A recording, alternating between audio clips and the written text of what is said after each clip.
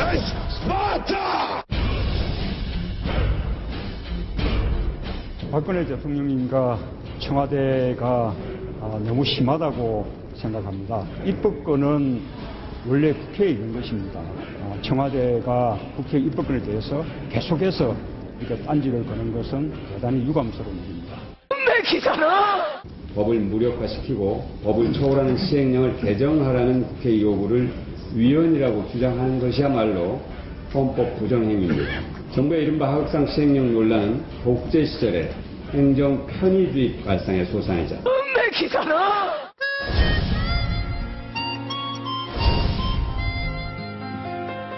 참다가 이 말씀을 제가 드리는 겁니다. 유승민 대표 체제 출범 이후에 청와대와 당의 갈등은 할수록 지금 심화되고 있습니다. 대통령과 당의 관계는 운명 공동체라고 우리 당헌의 명문으로 규정되어 있습니다. 지금이라도 청와대하고 무슨 수를 쓰든지 간에 전략적 대화 채널을 정확하게 구축해야 됩니다.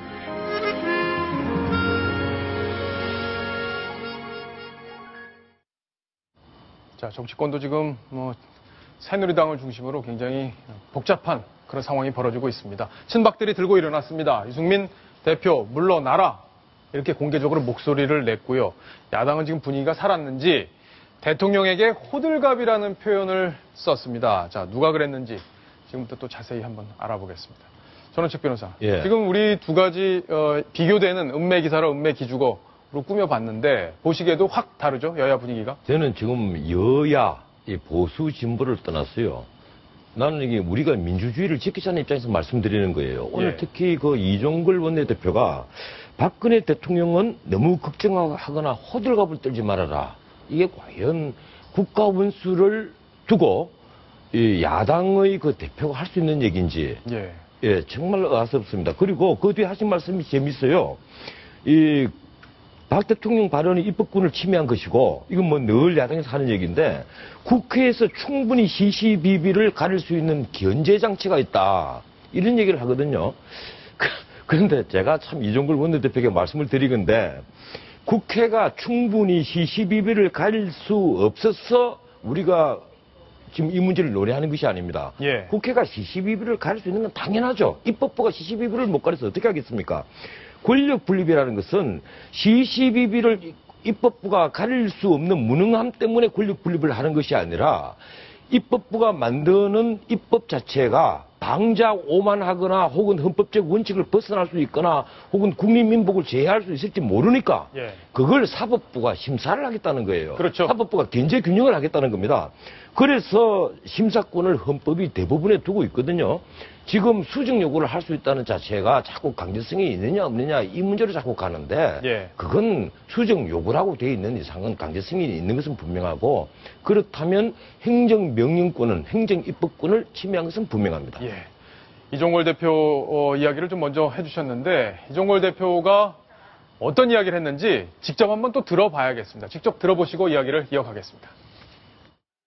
시행령의 내용상 불일치, 불부합, 또 위법 뭐 이런 문제는 국회에서 충분히 그 시시비비를 가릴 수 있는 전제 장치가 있습니다. 대통령께서 너무 걱정하시지 않아도 됩니다. 너무 호들갑 떨으시지 않아도 됩니다. 자, 호들갑이란 저 표현 우리 시청자분들은 어떻게 보셨는지 모르겠습니다. 시청자 질문이 왔는데 전원책 변호사께서 답을 주십시오. 말은 그 사람의 인격을 드러냅니다. 이종걸 의원님 호들갑 떨지 말라는 식으로 부인에게 이야기해도 큰 코 다칠 겁니다. 그러니까 부인에게 이런 얘기 집에서 해도 정말 큰일 나지 않겠냐 이런 말씀이고요. 대통령에게 막말을 하는 건 대통령을 지지하는 40%의 국민을 모욕하는 것과 마찬가지입니다. 실제 그렇게 보십니까? 40%의 국민을 모욕하는 것이 아니라 국가 원수를 모욕하는 것은요. 전체 국민을 모욕하는 것과 똑같습니다. 특히 호들갑 떨지 마라. 당신은 메르스나 신경 쓰라. 이런 취지로 얘기를 했거든요. 제가 보기엔 일종의 조롱으로 들렸어요. 이 대통령이 그 상권 분립에 위배될 수 있다는 많은 의견을 듣는 그러한 이번에 국회법 개정을 두고 거부권을 행사할 수 있다. 이렇게 걱정하는 것을 두고 호들갑을 떤다고 표현하는 것은 이 과연 국회의원, 특히 야당의 대표로서, 원내대표로서 이 정당한 발언인가 하는 것은 한 번 더 생각을 해보셔야 되고, 예. 사실 미국에서 만약에 이렇게 얘기를 했다면 당장 이건 그 국회에서 징계를 해야 되지 않느냐, 이 논란을 불러봤을 겁니다. 네. 자, 지금 시청자 의견이 또 하나 왔는데 바로 그 징계 문제 때문에 시청자 질문을 주셨습니다. 정청래 의원은 공갈이라는 표현 때문에 당직 정지 징계를 받았는데 대통령에게 X 그리고 호들갑이라는 표현을 쓴 이종걸 의원은 징계 대상이 안 되느냐. 그러니까 결국에는 시청자께서 궁금하신 거는 당 내부에서 싸운 것만 징계 대상이 되는 거냐. 바로 이 부분을 질문하셨네요. 예, 지금 그 한 배를 탔던 김우성 대표, 유승민 원내대표 두 분이 아마 그 이종걸 의원을 두고 예, 국회 윤리위원회에 제소하는 것을 거부할 겁니다. 예. 한 배를 탔잖아요. 이번 국회법 개정에 그것도 심야에 뭐 일설에 의하면 대통령이 잠자는 것을 틈탔어. 예, 그래서 국회법을 개정했다는 것.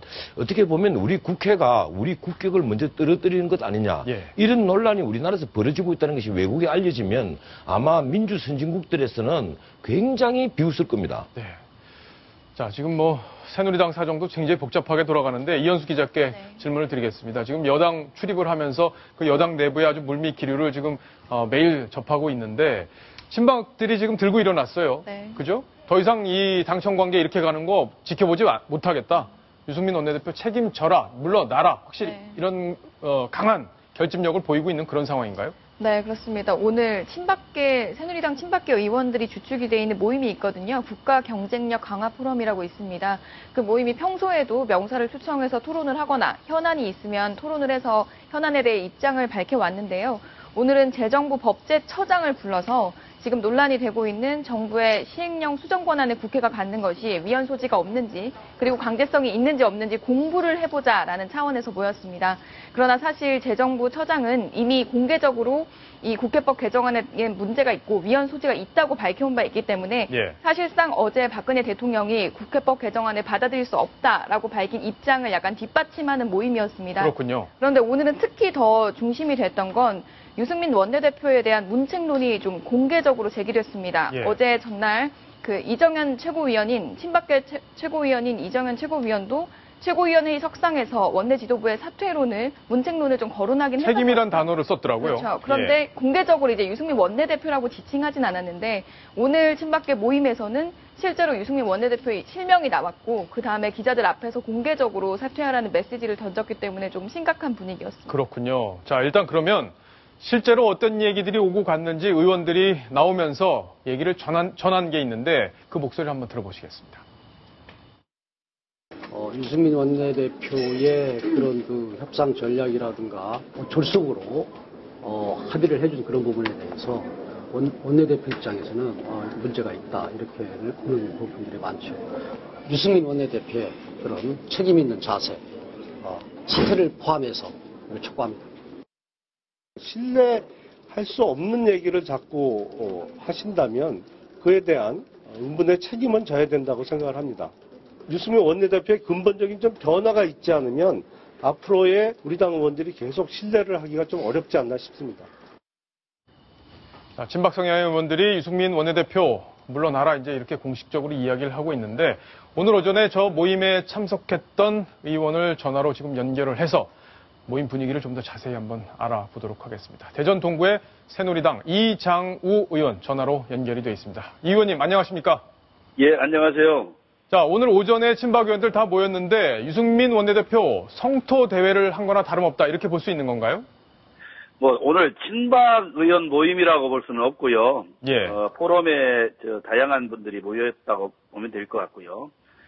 그 내부 안에서의 뭐 의견보다 끝나고 나서 개별적인 의견들이 많이 나왔다고 봅니다. 네, 그렇군요. 자, 그러면 유승민 원내대표 일단 물러나라는 데는 의원님도 동의하시는 건가요? 저는 직접적으로 원내대표가 책임지고 사퇴하라고 말씀을 드렸고요. 예. 왜 그러냐면 그동안 이 국회가 국회 선진화법 때문에 식물국회 이렇게 굉장히 걱정을 많이 하는데 이제 정부도 잘못하면 식물정부가 되겠다는 여러 가지 걱정들 많이 하고 계세요. 예. 왜냐하면 이 의원적 법안을 주도한 원내대표가 우선 통감하고 이에 대한 책임을 져야 된다. 그리고 야당에서 이 시행령을 수정하겠다고 나서는 여러 가지 부작용, 오남용 문제가 민주국가의 기본틀을 흔드는 여러 가지 행태에도 불구하고 다양한 원내 의견을 제대로 수렴하지 않고 굉장히 처리를 잘못한 여러 가지 책임이 있습니다. 그러한 원내 협상을 할 때마다 이 혹을 붙여가지고 와가지고 본질에 관계없는 사안들을 양보하고 돌아오면서 이 원내대표의 협상력이 이미 한계를 드러냈다고 봅니다. 그래서 그동안 원내대표의 정치력이나 정무적 판단에 대한 여러 가지 문제가 발생됐고 또 전략 부재에 대한 엄정한 책임을 본인이 져야 된다고 생각하고 있습니다. 예. 그러니까 유승민 원내대표가 만약에 물러나지 않는다면 그러면 이제 다른 액션을, 다른 행동을 추가적으로 취할 가능성도 있는 건가요? 저는 우선 많은 분들이 원내대표에 대한 사퇴를 말씀하고 있기 때문에 예. 원내대표께서 충분히 여러 가지 의견을 수렴해서 현명한 판단을 하리라고 생각하고 있습니다. 예. 이장우 의원께서도 제가 알기로는 원내 부대표를 지낸 걸로 알고 있는데 이전의 원내대표에 비해서 지금 유승민 원내대표는 어떻고 또 유승민 원내대표 이후에 당청 관계가 도대체 얼마나 악화된 건지도 궁금합니다. 우선 유승민 원내대표가 되시고 나서 이 개인 유승민 의원님 발언이 있고 또 원내대표로서의 입장이 있는데 원내대표는 구성원들 전 원내 의원들의 의견을 수렴해서 합의를 한 것을 말씀하셔야 되는데 예. 개인 생각들을 거침없이 얘기하세요. 그래가지고 실질적으로 당청 간 여러 가지 이견이 노출 수 있는 얘기들, 특히 이 법인세 인상, 증세 없는 복지는 허구라는 주장, 사드 배치 문제, 또 공무원연금에서 여러 가지 국민연금 소득 대체율 50% 명기 문제, 또 세월호 특별법 이번에 국회법 개정 문제, 또 지난번에 이 서비스 산업 발전 기본법이나 관광진흥법, 의료법 등 이 정부 여당의 취재는 여러 가지 경제 활성화 법안도 제대로 안 돼 있고요. 예. 또 야당과 이 협상을 하면서 아시아 문화 중심 도시 조성 특별법이 실질적으로 우리가 협상 카드로 갖고 있어야 되는데도 불구하고 내줄 건 다 내주고 야당에게는 제대로 다 주면서 제대로 얻은 게 없어요. 그래서 그렇군요. 이미 협상력의 부재가 드러났다고 봅니다. 예, 자, 마지막 질문 하나 드리겠습니다. 김무성 대표도 이번에 사실 협상에 주도적으로 참여를 했다, 이렇게밖에 볼 수 없는 상황이죠. 왜냐하면 2+2 회동을 통해서 이번 협상이 타결이 됐던 건데, 김무성 대표에게는 책임이 없다고 보십니까? 저는 사실 실질적으로 모든 책임이 의원들, 많은 의원들이 다 책임이 있다고 봅니다. 예. 그렇지만 원내 협상은 원내 대표 몫이거든요. 여야의 협상이 실질적인 대표 몫이기 때문에 원내 대표가 책임지는 것이 맞다고 봅니다. 예, 알겠습니다. 자, 지금까지 대전 동구의 이장우 새누리당 의원이었습니다. 감사합니다. 네, 감사합니다. 전원책 변호사님, 좀 쭉 들어보셨는데 지금 유승민 원내대표 사퇴론, 사퇴할 수밖에 없는 상황으로 흘러가고 있다. 어제 이렇게 우리가 진단을 했었잖아요. 예, 원칙적으로 이런 위헌적 발상에 동의를 했으니까, 예. 동의를 했으니까 이 새누리당 원내대표는 사퇴를 할 수밖에 없겠죠. 예, 그런데 일단은 지금 가장 큰 문제는 당청 간의 갈등 아니겠습니까? 무엇보다도 이 당청 간이라는데 그 당이라는 것이 새누리당에서 친박계, 박근혜 대통령을 호의 옹위하는 이 세력을 제외한 나머지 새누리당과 청와대의 갈등이에요. 그런데 이번에는 이 박근혜 대통령이 국민의 편에 서 있다. 이것이 국민의 생각이란 말이에요. 그 점을 지금 새누리당 지도부가 착각을 한 겁니다.